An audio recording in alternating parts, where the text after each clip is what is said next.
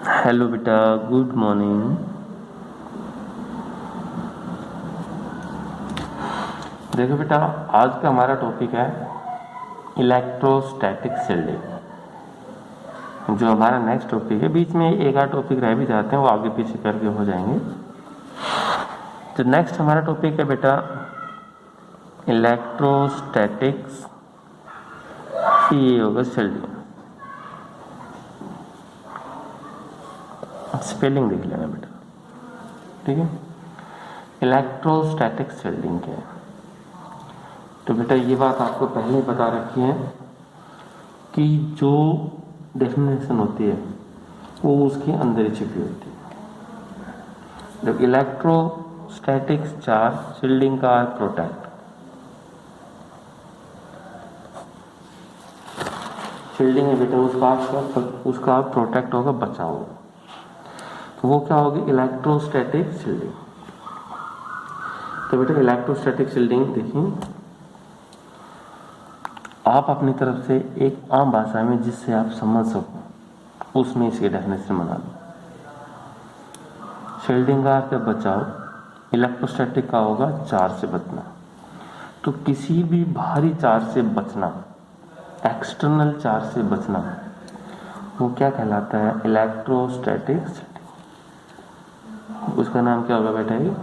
Electrostatic shielding. It is a protect to an external electric charge.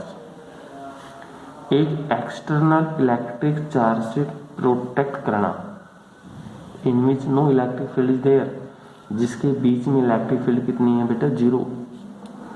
तो वो आपके पास क्या है? Electrostatic shielding. मान लीजिए आसमान में बिजली चमक रही है। बिजली का चमकना यानी दो बादल आपस में टकराते हैं तो वहां से चार्ज इंड्यूस होता है, लाइटिंग आती है। और वो लाइटिंग क्या है? बिजली चमकना, जिसे हम कहते हैं। अगर वो लाइट जिसके ऊपर गिर जाए वो इतनी हाई वोल्टेज में होती है, जिसके ऊपर फॉल हो जाए वो उसी टाइम डैमेज हो जाता है। तो अब हमें उससे बचना है। उससे कैसे बचा जाए? कोई भी बंद गाड़ी है, कार है, बस है, ट्रक है, अगर आप उसके अंदर बैठे हो और आसमान में बिजली चमक रही है तो आप उसके अंदर सेफ हो। क्यों? अगर चार्ज उसके ऊपर फॉल हो जाता है तो ये सारी बॉडी मेटेलिक है और मेटल के द्वारा चार्ज ट्रांसफर हो जाता है यहाँ पर एक इंसुलेटेड हो,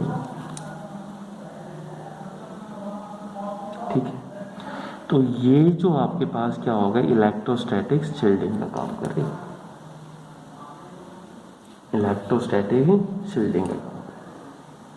तो इलेक्ट्रोस्टैटिक शील्डिंग क्या है? It is the protect to an external electric charge in this region there is no electric field। उस रीजन के दौरान जो इलेक्ट्रिक फील्ड है वो कितनी है? 0। कोई इलेक्ट्रिक फील्ड है ही नहीं। यानी इस सिस्टम के अंदर इलेक्ट्रिक फील्ड कितनी है आपके पास? 0। तो वो आपके पास क्या कहलाएगी? इलेक्ट्रोस्टैटिक शील्डिंग, यानी बाहरी चार्ज से बचना, वो कहलाएगी इलेक्ट्रोस्टैटिक शील्डिंग। शील्डिंग हम अपने घरों के अंदर बैठे हैं तो शील्डिंग क्या होगी? दीवार होगी। दीवार धूप से बचाती है और किसी पत्थर वगैरह से बचाती है, धूल मिट्टी से बचाती है। तो वो आपके पास किसका काम करेगा? जी, शील्डिंग का काम करेगा, ठीक है। तो एक ही ध्यान रखिए इलेक्ट्रोस्टैटिक शील्डिंग की। एक इसके अंदर पोलराइजेशन, डाइइलेक्ट्रिक पोलराइजेशन को बाद में करेंगे। पहले हम पढ़े कैपेसिटर। बड़ी कैपेसिटर इंपॉर्टेंट टॉपिक है बेटा। अभी कैपेसिटर क्या है, जिसका आजकल नाम हो कंडेंसर हो गया। कैपेसिटर को हम मॉडर्न टाइम कंडेंसर बोलने लग गया कि कैपेसिटर क्या है, वो कंडेंसर क्या है। तो कैपेसिटर क्या है बेटा? It is a device it is a device in which electric charge store. Electric, बेटा जो राइटिंग है वो थोड़ी ऐसी मैं रफ यूज कर रहा हूँ। Electric charge is store, electric charge is store in a device is non capacitor. Condenser, तो पंखे का सेल है, रई का सेल है, मोटर कोई भी है, उसका अंदर जो सेल होता है उसे हम कैपेसिटर कंडेंसर बोलते हैं। वो ये इस आकार में, ये दो टर्मिनल होते हैं। तो ये आपके पास क्या बेटा, एक सेल है, एक कैपेसिटर है, तो उसको हम क्या बोलते हैं, एक एज ए कैपेसिटर बोलते हैं। ठीक है, it is a device in which electric charge is store, capacitor. अब जितना ज़्यादा चार्ज होगा, चार्जिंग इसके अंदर जितनी ज़्यादा होगी, पोटेंशियल यानी फोर्स उतना ज़्यादा लगाया, तो क्या is directly proportional to V। When charge is supply on the system is directly proportional to potential develop on the system. जितना ज़्यादा हम चार्ज सप्लाई करेंगे उतनी ही ज़्यादा उसके अंदर पोटेंशियल है डेवलप होती चली जाएगी।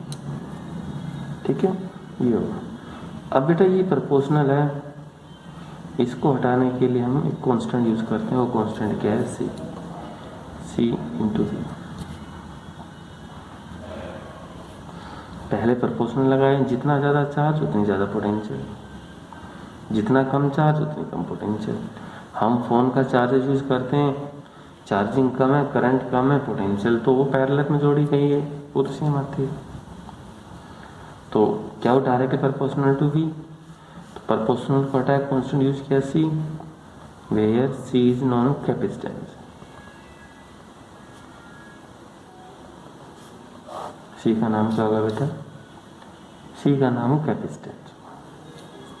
अगर आपने कैपेसिटेंस को डिफाइन करना है तो यहाँ से बेटा C क्या आ गया, क्या हुआ, अपॉन V। C यहाँ से देखिए क्या हुआ, अपॉन V। तो हमने यहाँ से कैपेसिटेंस को डिफाइन कर लीजिए। तो कैपेसिटेंस को डिफाइन कैसे करोगे, it is the ratio of the, क्या है, charge to potential. Simple define कर लीजिए, capacitance it may be defined as, it may be defined as it is the ratio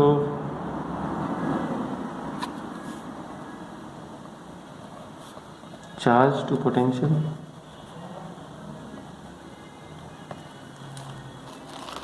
ये क्या है, रेशियो है किस किस का बेटा, चार्ज और पोटेंशियल का, दोनों का जो रेशियो है वो आपके पास की capacitance, ratio charge to potential. अगर हमें यूनिट चाहिए, क्या वो बटा भी, तो चार्ज की यूनिट क्या होती है बेटा, फर्स्ट यूनिट के अंदर आपने फर्स्ट यूनिट के अंदर स्टार्टिंग में पढ़े कूलम इन ऐसा system. Charge can measure in coulomb, charge को किसके अंदर मेजरमेंट करते हैं बेटा, कूलम के अंदर। और पोटेंशियल किसके अंदर है बेटा, वोल्ट, कूलम पर वोल्ट, या फिर उसका नाम क्या है बेटा, फराड, यह उसका नाम क्या, फराड है। तो कैपेसिटेंस है, कैपेसिटेंस की यूनिट क्या होती है बेटा, फराड। अगर आपने इसका डायमेंशन चाहिए, आपने इसका क्या चाहिए बेटा, डायमेंशन, ठीक, तो dimension C is equal to बेटा क्या, वो कौन, V। पहले चार्ज का डायमेंशन बेटा प्लस वन के अंदर आपने पढ़ा होगा 80। चार्ज है, चार्ज का डायमेंशन क्या होता है, 80, क्योंकि I इज इक्वल टू क्या हुआ, अपॉन T। तो क्या is equal to I into T, I के लिए A और T के लिए T। तो बेटा चार्ज का डायमेंशन क्या होगा, 80। अब हमें पोटेंशियल का, अब हमें किसका निकालना है, पोटेंशियल का। तो बेटा पोटेंशियल का डायमेंशन क्या होगा, बोलिए, पोटेंशियल का डायमेंशन आता होगा आपको, पोटेंशियल यहाँ से निकाल लीजिए, V is equal to E into D, electric field E बराबर minus D V upon D R. Electric field का डायमेंशन निकाल लीजिए और यहाँ से डिस्प्लेसमेंट का निकाल लीजिए। डिस्प्लेसमेंट का क्या होता है L, इलेक्ट्रिक फील्ड E बराबर force per unit charge, force का डायमेंशन मिल जाएगा mLv माइनस 2 और चार्ज डायमेंशन मिल जाएगा 80। तो वहाँ से ये डायमेंशन मिल जाएगा V का, V की वैल्यू रख देंगे तो डायमेंशन फिक्स हो जाएगा बेटा से। ठीक है, ये आपको होमवर्क मान लीजिए। डायमेंशन भी दोनों को पुट करोगे, रीअरेंज करोगे तो वो डायमेंशन किसका आएगा आपका कैपेसिटेंस। ठीक है, तो ये टॉपिक था बेटा कैपेसिटेंस। तो कैपेसिटेंस के वो डिवाइस जो इलेक्ट्रिक चार्ज को स्टोर, जैसे इसको सर्किट में जोड़ते हैं तो ये डिस्चार्ज होना स्टार्ट हो जाता है। डिफाइन करना चाह रहे हो यहाँ से इसको डिफाइन कर सकते हैं। ओके, बाकी इसकी हमारा जो नेक्स्ट टॉपिक होगा बेटा वो capacitance with A parallel plate capacitor. जो नेक्स्ट टॉपिक है वो capacitance with A parallel plate capacitor, वो हम नेक्स्ट वीडियो के अंदर करेंगे। आज के लिए इतना, थैंक यू।